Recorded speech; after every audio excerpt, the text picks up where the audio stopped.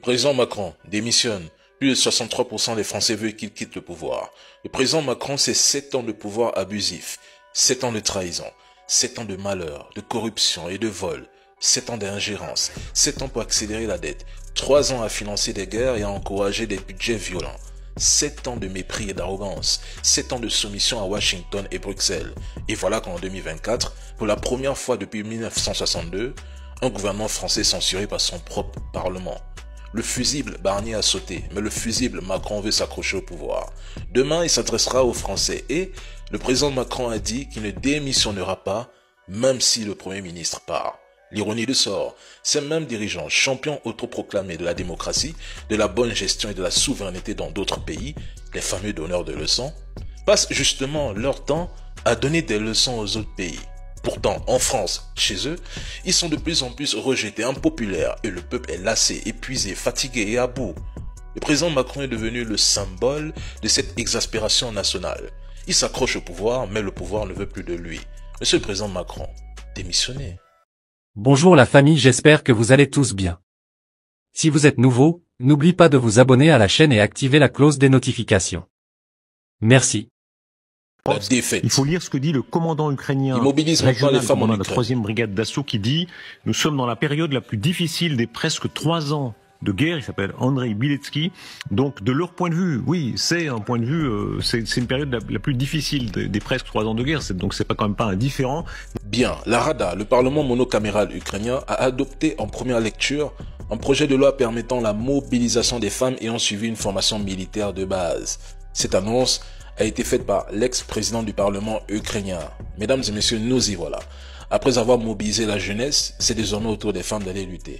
Cette désillusion illustre l'incapacité de Zelensky à inverser la dynamique de ce conflit.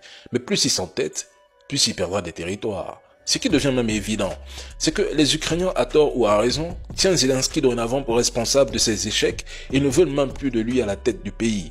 Des sondages récents indiquent que seulement moins de 22% des Ukrainiens seraient prêts à le réélire pour un second mandat.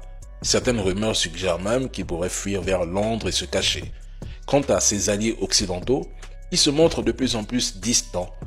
L'OTAN refuse de s'engager directement en Ukraine, le président Macron est politiquement affaibli en France, Joe Biden est sur le départ, les Allemands sont lassés, les Italiens ont reculé et les Polonais gardent le silence. Quelle honte! Que reste-t-il à Zelensky? Rien. La Russie a déjà atteint 90% de ses objectifs stratégiques malgré les dénégations officielles. Tout cela ne fait que confirmer ce que j'avais prédit il y a des années.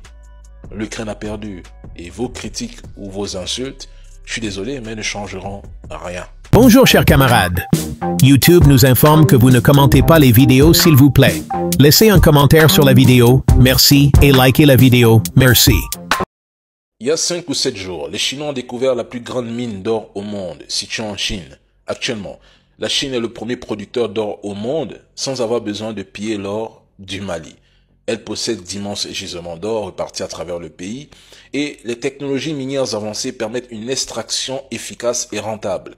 C'est dans ce contexte qu'un gisement d'or géant, le plus important jamais découvert, a été trouvé dans la province centrale de Yunnan.